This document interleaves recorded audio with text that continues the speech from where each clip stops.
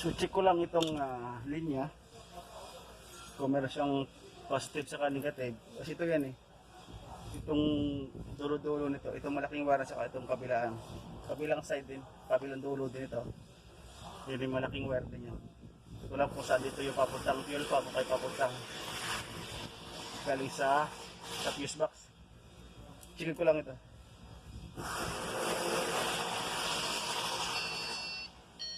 So ito, itong side na to buo, meron siyang negative sa positive.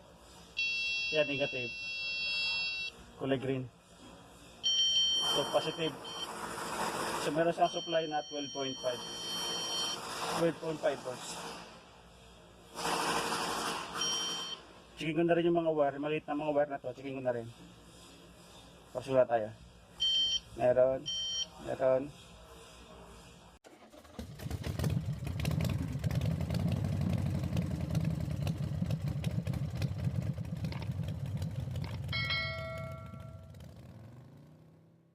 Welcome sa Kinky Auto Tricks.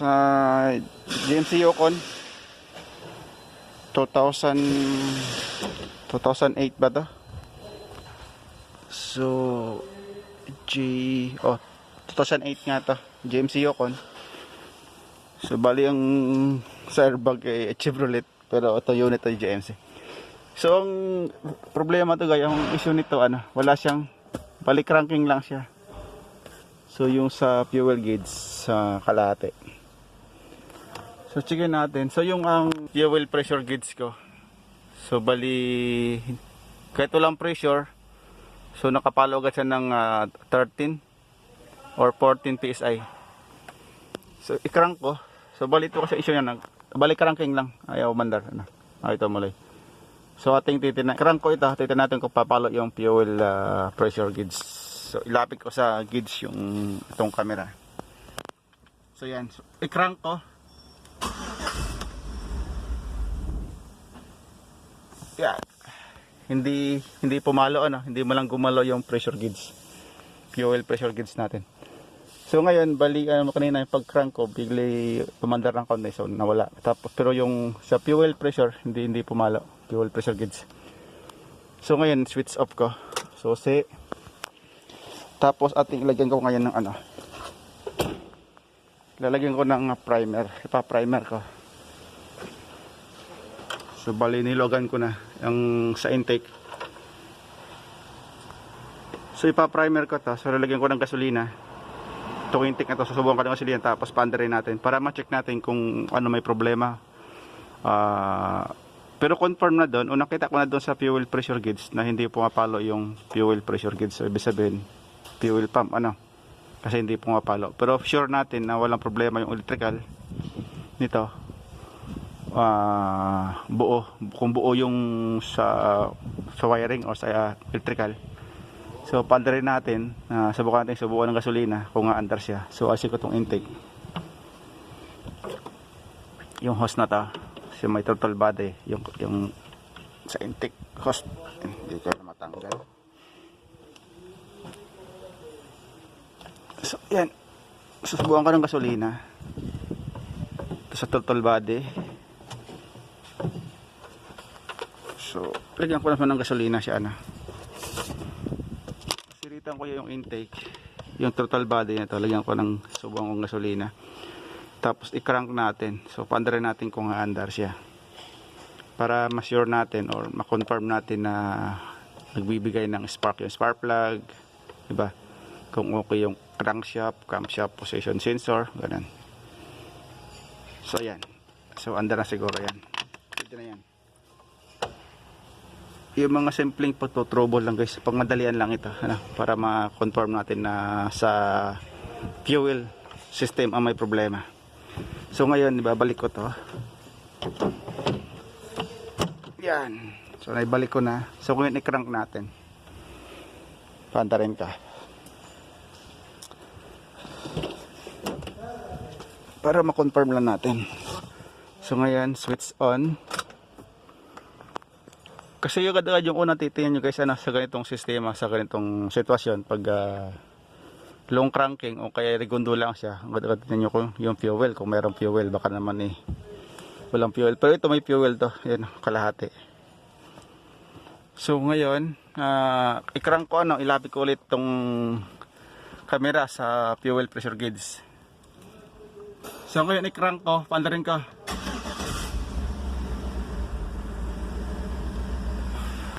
So ngayon umandar yung unit gawa nung merong gasolina yung sa intake, sinubukan ko ng gasolina.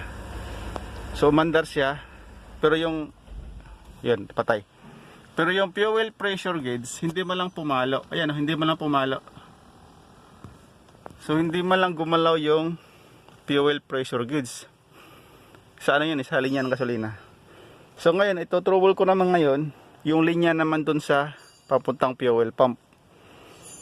Malamang itong unit na to ay may fuel pump control module. So ngayon, dun ako mag-check papuntang fuel pump naman na supply. Tingnan natin kung may supply papunta sa fuel pump. So ngayon, hindi ko pa siya nasalangan ng take 2 o ng scanner. So salangan ko muna para makita natin kung anong DTC niya. Baka may DTC sa fuel pump control module. So salangan ko muna. So guys, checkin natin naka switch on ng ignition. So atin checkin na ito sa take 2. Bali, so enter diagnostic, enter 2008 itong unit na to, 8 LD track. Okay, ito GMC Yukon tapos product line letter product line 1, 2, 3, 4, 5 letter C Yukon, but powertrain, so engine type G 5.3. Okay. At titinan ko ng DTC niya. So mayroon siyang limang kanyang DTC. So view all. Ayun lang. Fuel pump control module, request illumination. Failed yung P069E. Tapos sumunod, fuel trim system lean bank 2. Bank 1, fuel trim system lean bank 1, air conditioning, refrigerant pressure sensor, low pass, tap deterrent key, pass. So try ko na i-clear ito. Clear natin. Yes. So clear ko muna kung anong mangyayari. Kung makiklear siya. Clearing DTC information in progress. So nawala. So again, tingnan ulit. Wala siya. Nabura. So ating punta dito sa fuel pump control module. Okay, checkin natin. So wala. So crank mo So crank natin. So yan, umandar, saglit, patay. So, ating tingnan ulit. Powertrain 5.3, fuel pump control module, ignition. May problema tong fuel pump control module. So, yan. Fuel pump release circuits, control circuit open. P023F. Okay, engine control module. Yan, tingnan natin. Illumination, malamang illumination. So wala itong relay sa fuse box. So ang control na relay ito sa fuel pump, sa fuel pump control module. So try natin sa special function, out fuel system. Wala dyan. Sa output tayo, output control, fuel pump relay, enter. I-command natin kung kung under ang fuel pump. Kukuman ko. Ating pakinggan. Ingay. On natin.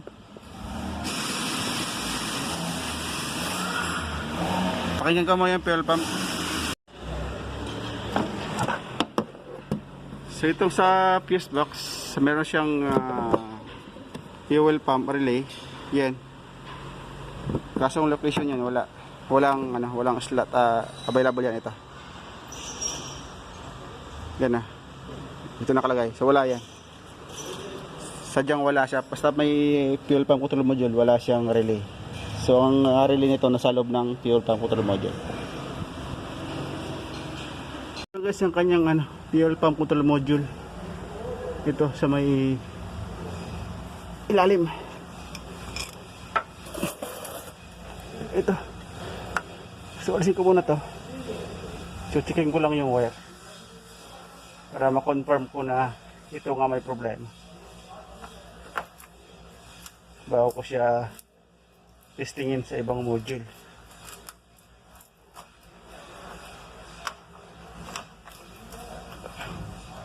Kasi kung may problema yung main supply nito, dapat magkaroon siya ang lalabas na yung cross communication. Pero okay. Kung alam okay yung wire nito. So lagyan ko rin na supply papuntang fuel pump na supply. Tapos tingnan natin kung under yung fuel pump, kung magkaroon ng pressure, para sure tayo na walang problema din yung bomba, yung fuel pump.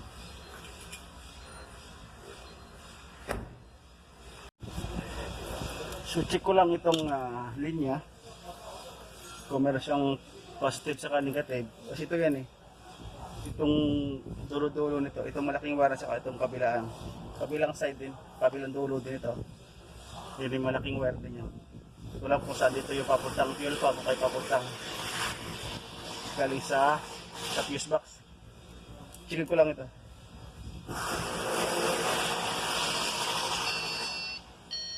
So ito, itong side na to buo, meron siyang negative sa positive. Yan, negative, kulay green. So positive, so meron siyang supply na 12.5 volts. Checking ko na rin yung mga wire, maliit na mga wire na to, checking ko na rin. Pasula tayo. Meron. So walang reading. Kailangan natin ng multimeter nito. Meron. So hindi matidetect ng phase 100 ang ibang wire. Itong linya to, dalawang ito. Ito. Papuntang fuel pump, malabang to. So kuha muna ako ng multimeter, checkin ko muna ito, continuity nitong yung resistance ng mga wire na maliliit. So ngayon check natin yung mga resistance ng maliliit na wire. Check natin. Para sigurado tayo na buo yung wire, walang problema yung wire. Bago tayo mag-proceed sa magpalit ng module. So harap ko lang itong sumarap ka. Ayan.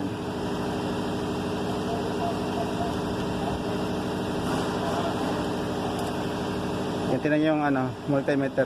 Dapat meron tayong hindi yan oil kasi pag oil may putol yung wire. So yan, meron. May reading siya. So ating lipat sa ibang butas. Hanapan natin ng partner. Yan, may sign siya ng battery, ibig sabihin supply. Yan ibig sabihin supply ito. Yung natutukan natin.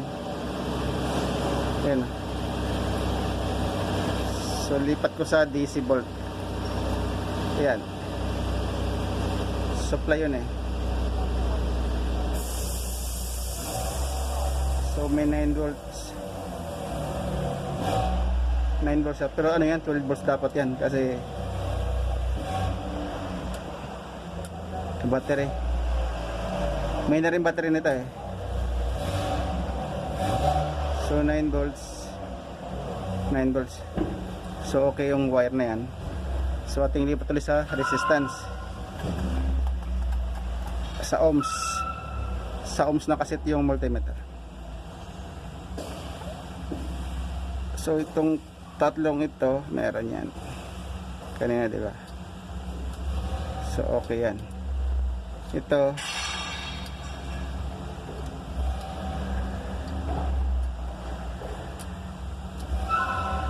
so okay. Okay dalawang wire. Ito okay din.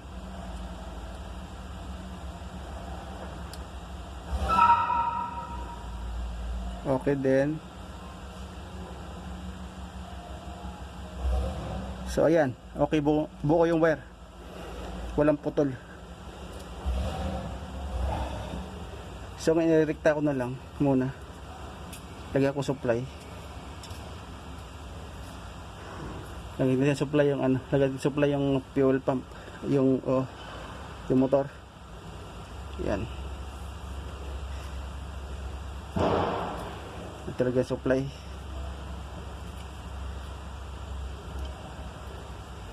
Tingnan natin kung uugong yung motor. Ito yung kabilang side nito papunta sa motor, sa fuel pump. Ito yung sa supply. Tingnan natin.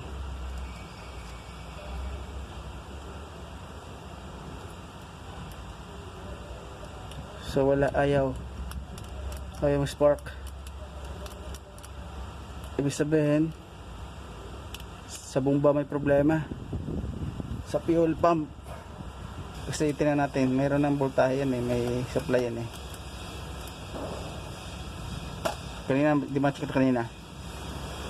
May supply siya kanina, na-check natin. Gamit yung PS100.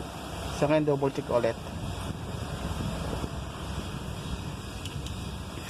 Alisin ko yung wire. Ito yung ignition, yung supply galing to sa fuse box, sa fuse. So meron siyang 13.4 kasi naka-charge. May nakakabit na charger. So yun guys, binaba ko na yung tangke ng unit. Ng unit na ta. So ating palitan ng fuel pump. So ating palitan ng bago fuel pump ta. Pero magtatanggal ng fuel pump. So magpapalit tayo ng bago.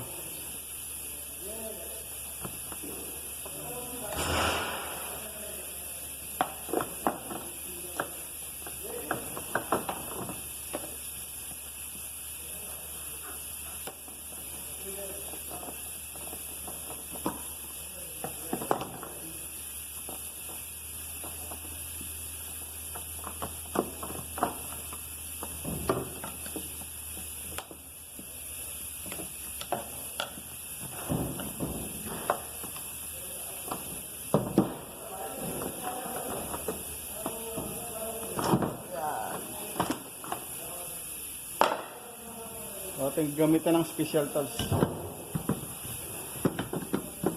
So bali ito hindi naman siya hindi to delikado kasi hindi naman mag-spark kasi bronze itong ating ginagamit na martilyo.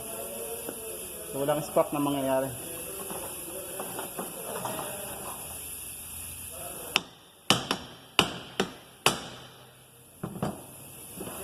Kaya hindi naman siya delikado.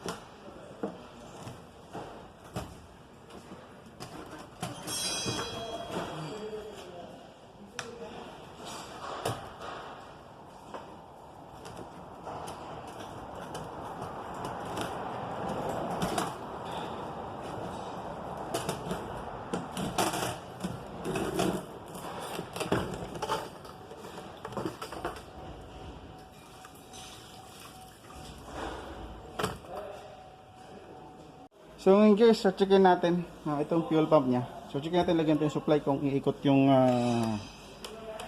yung motor. So direkta natin. So lagyan ko ng supply. Ito yung positive.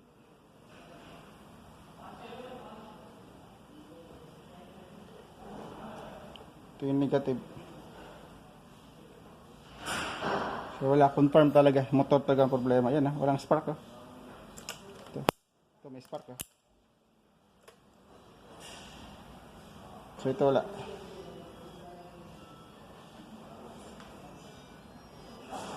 So fuel pump may problema. So ngayon, para tayo makasigurado na gumagana ang fuel pump, yung motor. So alisin natin sa sakit para sure tayo na gumagana.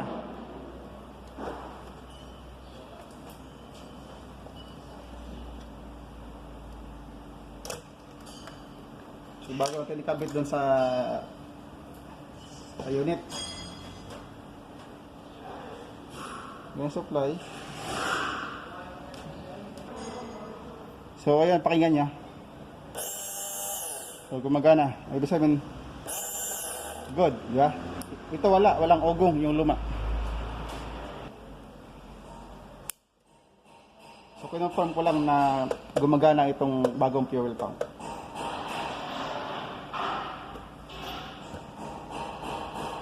So ating kabit na to. So ito yung kanyang fuel level sensor.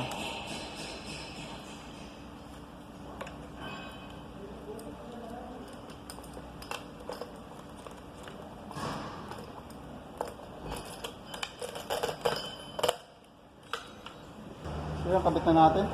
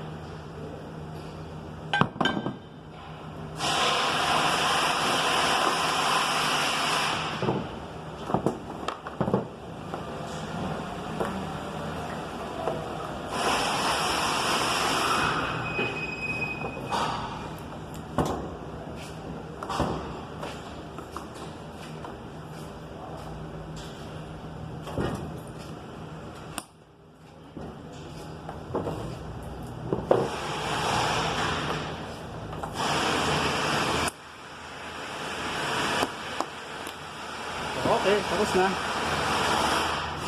Just checkin natin. So start natin kasi napalitan ko na ng bagong fuel pump. So nakabit ko na yung bagong fuel pump niya. So ayan. So ayan yung gauge. Bali nakapalo agad siya ng 15 PSI. Kaya wala pa siyang pressure. Bali mamaya magmaminus tayo ng 15. Kung ilan yung pressure niya mamaya, ating bawas siya ng 15 PSI. So bali yung gitnang ito bali 50 PSI. So i-on ko muna yung ignition. Switch on ko kung natin kung papalo yan So yan, naka-switch on. So i-crank ko. Fog headlight. I-crank ko para laman natin kung papalo siya.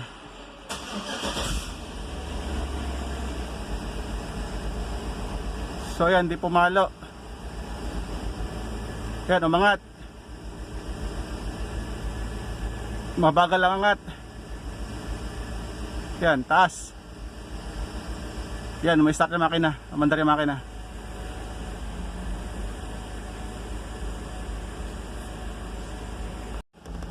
So yan,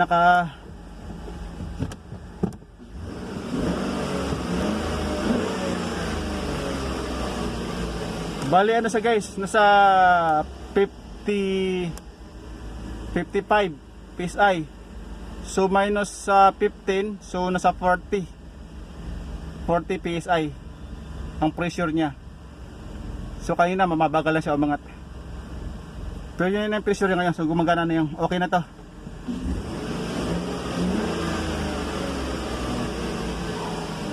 So titingnan dito sa labas.